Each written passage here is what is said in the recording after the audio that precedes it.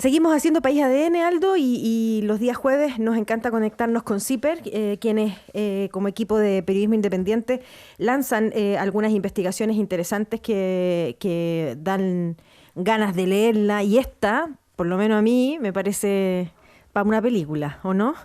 Sí, porque la investigación ha llevado a determinar que el día 15 de septiembre de 1970, solo 11 días después, Salvador Allende fue elegido el 4 de septiembre de 1970. Tenía que ser ratificado por el Congreso y un montón de cosas más, pero allí quedó registrado no en el boletín oficial de la Casa Blanca, sino que en la agenda del presidente, Así es. una reunión que sostuvo exactamente Isabel Tolosa a las 9:15 de la mañana. Así es, mira, qué interesante. Tenemos el documento acá y vamos a conectar con Nicolás Sepúlveda, periodista, editor de CIPER. ¿Cómo estás, Nicolás?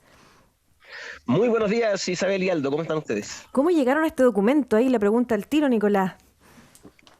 El documento que muestra la reunión del dueño, el entonces dueño del Mercurio, Agustín Edwards, con el entonces también presidente de Estados Unidos, Richard Nixon. Es un documento desclasificado en Estados Unidos que fue sistematizado por el Archivo de Seguridad Nacional, que tiene un capítulo que investiga siempre los documentos desclasificados de Estados Unidos sobre Chile. Quien investiga esos documentos, quien los sistematiza y ordena desde hace varias décadas ya, es Peter Kornbluh. Él acaba de lanzar una edición actualizada de su libro Pinochet Desclasificado, acá en Chile, con información actualizada, y entre esa información actualizada está este documento que muestra esta reunión entre Edwards y Nixon.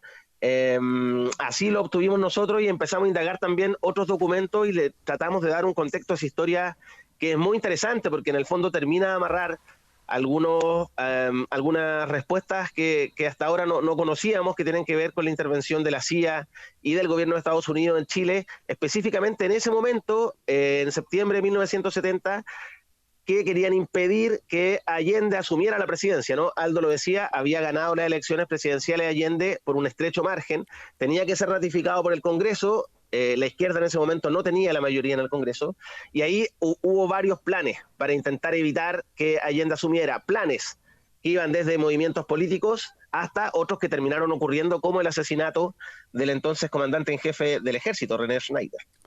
Sí, un par de detalles. Agustín Edwards figura en la pauta del presidente Nixon como Agustine, ¿ya? Sí. Y a las 9:30, es decir, cuando Agustín Edwards se junta a las 9:15 con Nixon, y a las 9:30 entra Henry Kissinger a la oficina del presidente, que como se le llama la sala oval de la Casa Blanca, ¿no? Sí, de President Office. Sí. Así es.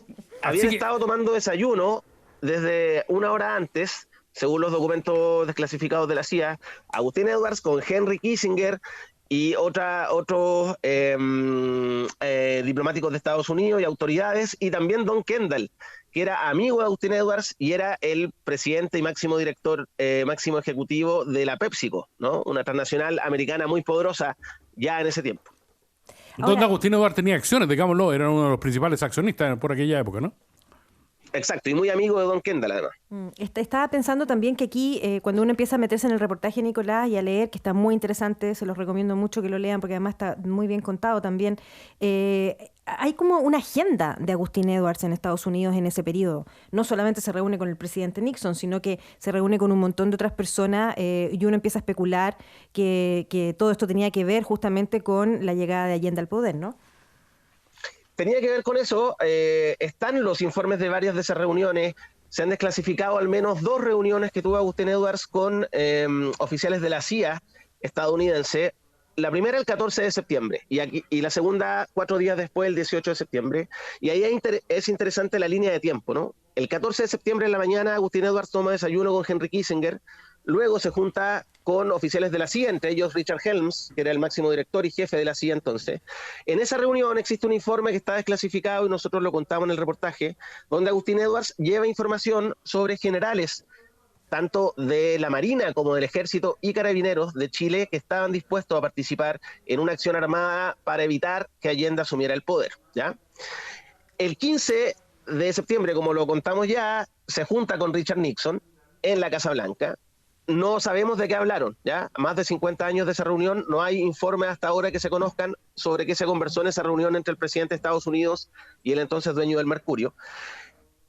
Pero sí sabemos, y sí está documentado, que el 15 de septiembre por la tarde, Richard Nixon le ordena a la CIA, y esto se sabe ampliamente, intervenir en Chile.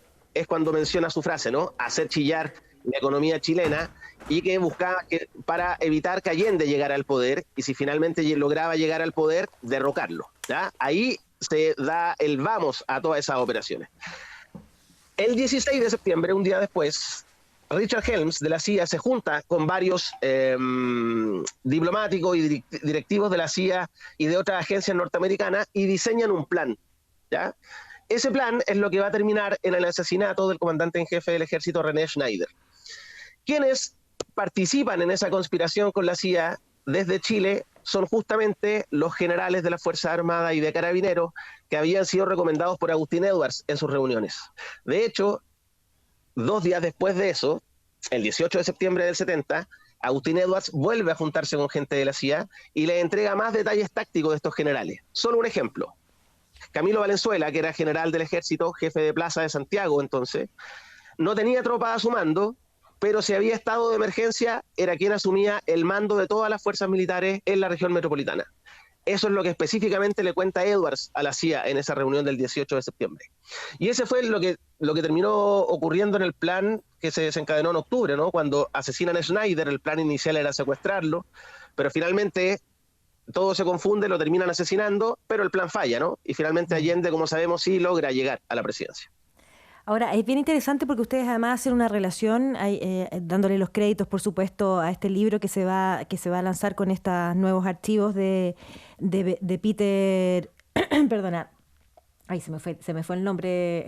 Kornbluh. Gracias, de Peter Kornbluh, que además ustedes hacen un reportaje el año 2014, justamente con este mismo tema que ahonda en esta lista, que lo escribe además Peter, que lo escribe él, y bien interesante porque van ligando cómo se van descubriendo estos archivos y cómo va viendo esta agenda, ¿no? Eso es bien interesante. Y te quería preguntar justamente por el libro de Pinochet desclasificado.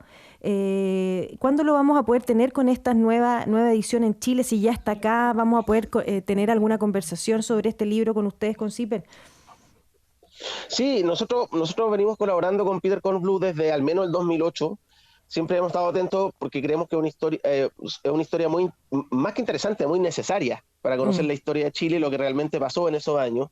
Peter ha trabajado desde hace al menos 30 años desclasificando sus archivos y entiendo que el libro que se llama Pinochet desclasificado ya está empezando a llegar a librerías, se lanzó esta semana, así que cualquiera puede acceder a él. Son más de 500 páginas con todo el detalle de la intervención de Estados Unidos en Chile, porque no solo está este plan, ¿no? que termina en el asesinato de Schneider, hubo otros planes políticos en ese momento. Uno, por ejemplo, que planteaba un poquito de contexto.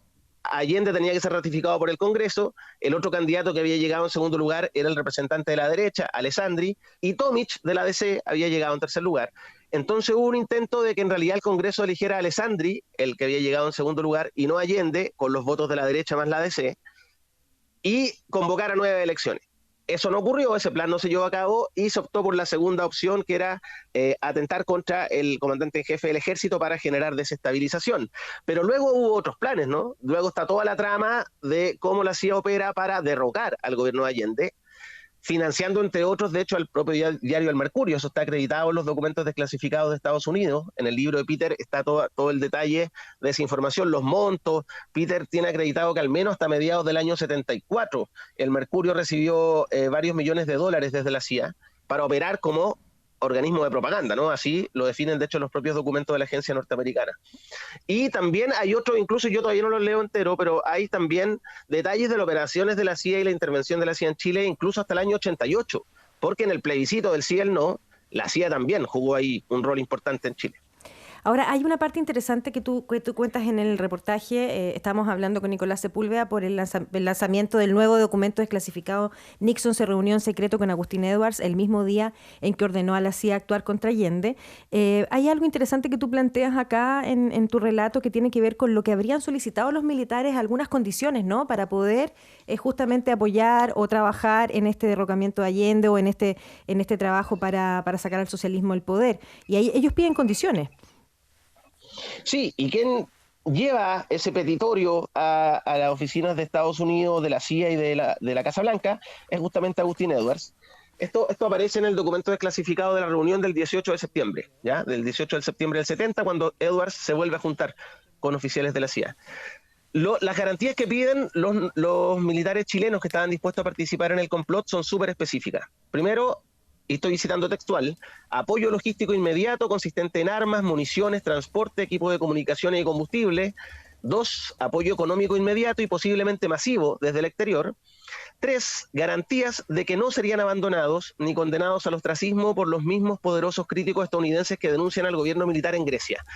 Los militares chilenos tenían miedo entonces, porque entonces había una dictadura en Grecia, se llamaba la dictadura de los coroneles, así se le llamó históricamente, y tenían muchas críticas por violación a los derechos humanos, entre otros de organizaciones norteamericanas. Entonces esa fue también una de las garantías que pidieron, y también intervenir, solicitaron ellos, ante dirigentes políticos chilenos para que se cuadraran con una posible acción militar y no los criticaran, ¿no? Tenían mucho miedo los militares chilenos de que el complot funcionara mal y ellos terminaran pagando los platos rotos. Perfecto, Nicolás. Queremos agradecerte que nos hayas contado este tremendo reportaje, esta tremenda investigación, en colaboración con Peter Kornbluth, por supuesto, que ustedes pueden ver como siempre en CIPER, y recordarles que hay que estar ahí siendo parte de la comunidad CIPER para poder ayudar a que este periodismo sea independiente y puedan seguir haciendo este tipo de investigaciones. Gracias, Nicolás. Gracias a ustedes, quienes quieran hacerse socios en ciperchile.cl. Así es, ciperchile.cl. Muchas gracias, nos vemos el próximo jueves.